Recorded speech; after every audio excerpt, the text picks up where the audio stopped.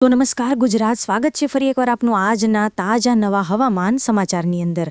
આજના તાજા ગુજરાત રાજ્યના હવામાન સમાચાર જાણીશું તો ગુજરાત રાજ્યના વાતાવરણમાં હવે શું મોટા પલટા જોવા મળવાના છે તેના વિશે વાત કરવાની છે।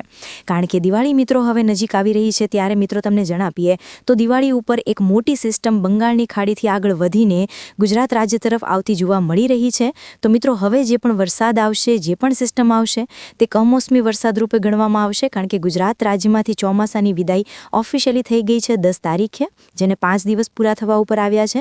ત્યારે હવે આજે મિત્રો ગુજરાત રાજ્યના વાતાવરણમાં હવે શું થવાનું છે તેના ઉપર વિસ્તારથી હું તમને જે તે અપડેટ આપવાનો છું। કારણ કે લગાતાર મિત્રો જે સિસ્ટમો બની રહી છે, જે ઓફ ટ્રેકો બની રહ્યા છે, તે જોતા એવું લાગી રહ્યું છે કે ગુજરાત ઉપર હવે છેલ્લે જે છે તે એક સિસ્ટમ બંગાળની ખાડીથી જે છે મિત્રો રસ્તો પકડીને ગુજરાત રાજ્ય તરફ મંડાણ નાખશે।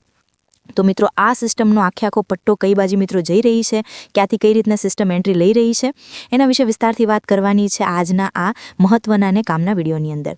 તેની સાથે મિત્રો બીજી પણ ખૂબ જ કામની અપડેટ આવી રહી છે ગુજરાત રાજ્યો ઉપર જે છે તે ચોમાસાને લઈને। આ ચોમાસાની જે વિદાય થઈ છે ત્યાર પછી હવે શિયાળો જે છે તે શરૂ થવાનો છે। તો શિયાળાની ઋતુની શરૂઆત ક્યાંક ને ક્યાંક મિત્રો અમુક વિસ્તારોમાં થઈ ગઈ છે। તાપમાનો જે છે તે ઘટવા લાગ્યા છે, એટલે કે ઠંડીની અંદર વધારો થવા લાગ્યો છે।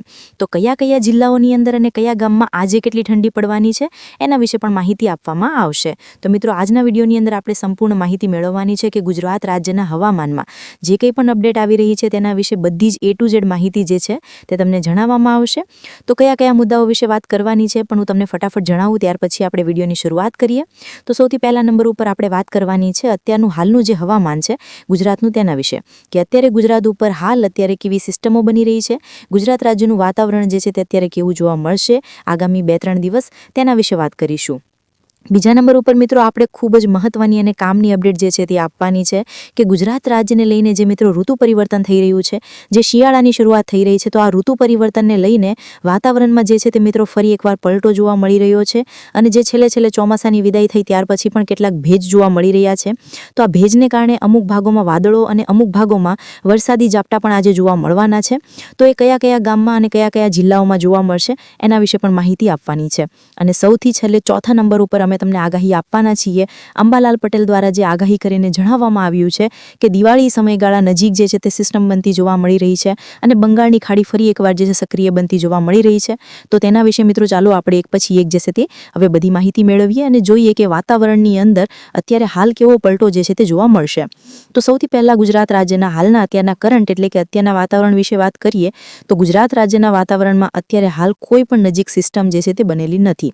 જણાવી દો મિત્રો, ગુજરાત રાજ્ય ઉપર અત્યારે જુઓ તો અહીંયા જે છે તે ગુજરાતનું લોકેશન છે અને આસપાસ મિત્રો જુઓ તો 500 કિલોમીટર ગુજરાતની ઉપર નીચે આજુબાજુમાં જુઓ તો ક્યાંય પણ નજીક કોઈ મોટી સિસ્ટમ જે છે તે મિત્રો આસપાસમાં પણ દેખાતી નથી। એટલે કે ગુજરાતમાંથી ચોમાસાની કમ્પ્લીટ વિદાય થઈ ગઈ છે, જેથી ગુજરાત રાજ્ય પર અત્યારે હાલ કોઈ સિસ્ટમનો વરસાદ કે 5 ઇંચ કે 2-3 ઇંચનો કોઈ જોવા નથી મળવાનો, પરંતુ અમુક ભાગોમાં હજુ પણ વાદળીય સિસ્ટમ જોવા મળી રહી છે। એટલે કે ગુજરાતમાં આજે મિત્રો છેલ્લે ચોમાસાની વિદાય થાય છે ત્યાર પછી છેલ્લે જે ભેજ બનતો હોય છે અને જે વાદળ બનતા હોય છે, તો એને આધારે તમે જોઈ શકો કે ગુજરાત રાજ્યના વાતાવરણમાં ઘણા બધા જિલ્લા, ઘણા બધા તાલુકાઓ ઉપરથી જે છે તે વાદળો પસાર થવાના છે।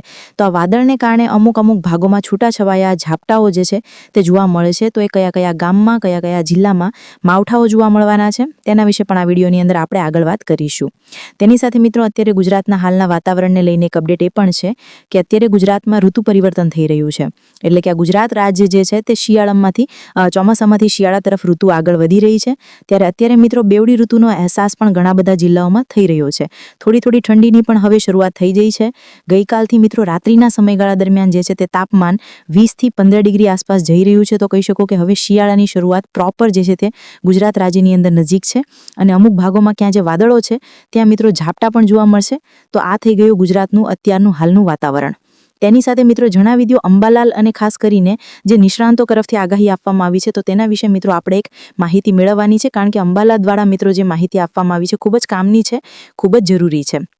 કારણ કે મિત્રો તેમણે એક ચોંકાવનારી આગાહી આપતા જણાવ્યું છે કે ગુજરાત નજીક જે છે તે બંગાળની ખાડીની સિસ્ટમ જે છે તે પહોંચી શકે. લાલે મિત્રો દિવાળી બગડવાને લઈને પણ એક સૌથી મોટી અને સચોટ આગાહી આપી છે કે ગુજરાત રાજ્ય ઉપર દિવાળી સમયગાળા દરમિયાન સાવધાન થઈ જવું પડશે લોકોએ, કારણ કે 18 તારીખથી લઈને 28 તારીખ દરમિયાન આવનારી 18 થી 28 તારીખ દરમિયાન બંગાળની ખાડીની અંદર એક મોટું લો પ્રેશર બનવાનું છે. એટલે કે મલાલે માહિતી આપી કે અહીંયા આપણું આ ગુજરાત છે, આ મિત્રો બંગાળની ખાડી છે.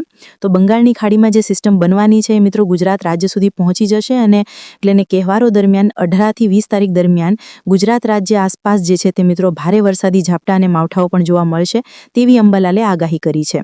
બીજી સૌથી મોટી આગાહી મિત્રો વાવાઝોડાને લઈને પણ કરી છે. તેમણે માહિતી આપી છે કે ગુજરાત રાજ્ય ઉપર નવેમ્બર મહિનાની આસપાસ જે છે તે એક વાવાઝોડું પણ દસ્તક દઈ શકે. છેલ્લે વાવાઝોડું પણ જોવા મળી શકે, કારણ કે ગયા મહિનાની અંદર જે શક્તિ વાવાઝોડું આવ્યું હતું એનાથી પણ ખતરનાક વાવાઝોડું જે છે તે બની શકે નવેમ્બર મહિનામાં, તેવી પણ એક આગાહી આપેલી છે મલાલે. તેની સાથે મિત્રો અંબાલાલ પટેલ દ્વારા શિયાળાને લઈને પણ કેટલીક અપડેટો આપવામાં આવી છે. એ પણ હું તમને માહિતી આપું તો અંબાલાલે માહિતી આપતા જણાવ્યું છે કે ગુજરાત રાજ્યની અંદર શિયાળાની શરૂઆત જે છે તે 22 તારીખથી થશે. એટલે કે આવનારી જે 22 તારીખ છે તો ત્યારથી ગુજરાત રાજ્યમાં એકદમ કડકડતી ઠંડી અને કહી શકો કે પ્રોપર શિયાળો, જેમાં ગોદડું ઓઢવાની જરૂર પડે તેટલો મિત્રો ખતરનાક ઠંડી પડવાની શરૂ થશે. અને આ વર્ષે મિત્રો લાનીનોનો પ્રભાવ પડવાનો છે. તો જો તમને લાનીનો વિશે ખબર ના હોય તો જણાવી દઈએ કે વાતાવરણની અંદર કેટલીક કુદરતી ઘટનાઓ બનતી હોય છે, તેમાંની એક ઘટના છે લાનીનો. અને જ્યારે પણ આ લાનીનોની અસર થાય છે ત્યારે કડકડતી ઠંડી પડતી હોય છે. તો આ વખતે જેમ આકરી ગરમી રહેશે ઉનાળામાં, એટલી જ આકરી ઠંડી પડવાના પણ જે છે તે મિત્રો અપડેટ સામે આવી રહી છે.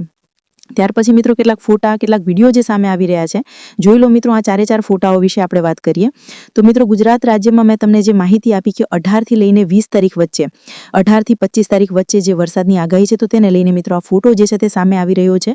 અને અહીંયા મિત્રો તમે જોશો કે આગામી દિવસોની અંદર જે સિસ્ટમ બનવાની છે તેને લઈને અહીંયા નકશાની અંદર પણ જાહેરાતો કરવામાં આવી છે. તો 28 તારીખ સુધી જે ભારે વરસાદની આગાહી આપવામાં આવી છે આ મહિનાની અંદર, એટલે કે વેકેશન દરમિયાન. તો મિત્રો જોઈ લો, વેધર મોડલનો એક નકશો પણ સામે આવ્યો હશે. અને અહીંયા નકશાની અંદર પણ તમને પ્રોપર અહીંયા આ વસ્તુ જે છે તે દેખાશે કે અહીંયા તમે જોશો તો આ જે ગુજરાત રાજ્ય છે, ગુજરાત રાજ્યના પટ્ટાની અંદર અહીંયા જુઓ તો મિત્રો એક આખી સિસ્ટમ પ્રવેશ કરતી જોવા મળી રહી છે, જેથી છૂટાછવાયો 1 થી 2 ઇંચના વરસાદોના ઝાપટા જે છે તે ગુજરાત રાજ્યમાં 25 તારીખ આસપાસ વેકેશન દરમિયાન જોવા મળવાના છે. અને એને લઈને મિત્રો મલાલે પણ અપડેટ આપી છે. તો અહીંયા જુઓ મિત્રો, ખાસ એક ફોટો સામે આવ્યો છે.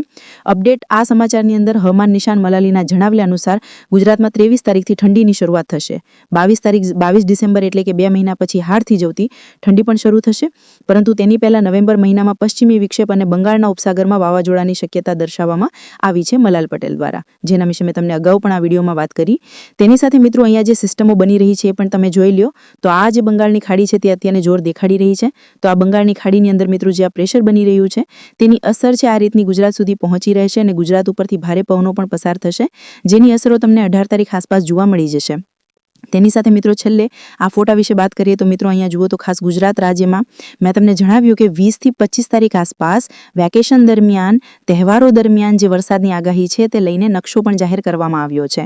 અને અહીંયા આપણું ગુજરાત ક્યાં છે તો મિત્રો જોઈ લો, વચ્ચે જે છે અહીંયા આપણું ગુજરાત રહેલું છે.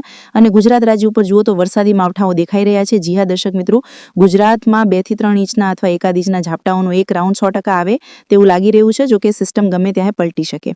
તેની સાથે મિત્રો ગુજરાતમાં હવે આજનું હાલનું વાતાવરણ કેવું જોવા મળશે તેની ફટાફટ માહિતી મેળવીએ.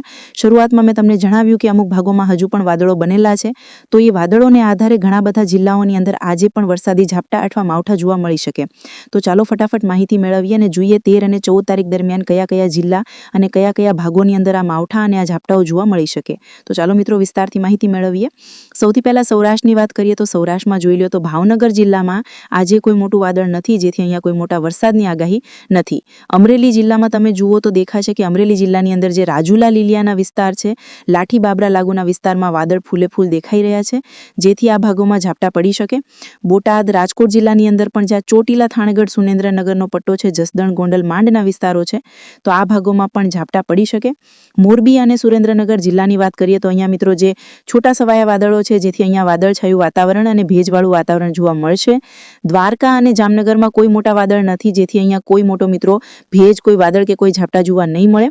પરંતુ નીચે જુઓ તો મિત્રો જૂનાગઢ જિલ્લો અને પોરબંદર જિલ્લો છે, તો આ બંને જિલ્લા ઉપર વાદળ પૂરેપૂરા છે, જેથી આ 3 જિલ્લા જે લાઇનમાં છે, પોરબંદર, જૂનાગઢ અને ગીર સોમનાથ, આ 3 જિલ્લા ઉપર વરસાદી માવઠાનું જોર રહેશે. કારણ કે અહીંયા ખાસ પૂરેપૂરા હંધે વાદળો જે છે તે આગળ વધી રહ્યા છે અને પ્રમાણ બનાવી રહ્યા છે, જેથી ઝાપટાની આગાહી રહેશે. દક્ષિણ ગુજરાતમાં જોઈ લો તો સુરત, તાપી અને નર્મદા આ 3 જિલ્લાની અંદર વાદળીય પ્રકોપ બની રહ્યો છે, જેથી આ 3 જિલ્લાની અંદર પણ આજે જે છે તે મિત્રો તમને વાદળવાળું વાતાવરણ જોવા મળી શકે અને અમુક ભાગોમાં ઝાપટા છૂટા છવાયા પણ જોવા મળી શકે. બાકી મિત્રો જે ભરૂચ છે, નીચે મિત્રો વલસાડ, નવસારી, ડાંગ છે, એ ભાગોમાં કોઈ પણ મોટા વાદળો દેખાતા નથી. ત્યાર પછી મધ્ય ગુજરાતમાં આવીએ તો મધ્ય ગુજરાતના આખા પટ્ટા ઉપર મધ્યમ લેવલના વાદળો જે છે તે બની રહ્યા છે અને એને કારણે છૂટા છવાયા વરસાદ અથવા વાદળછાયું વાતાવરણ જોવા મળી શકે.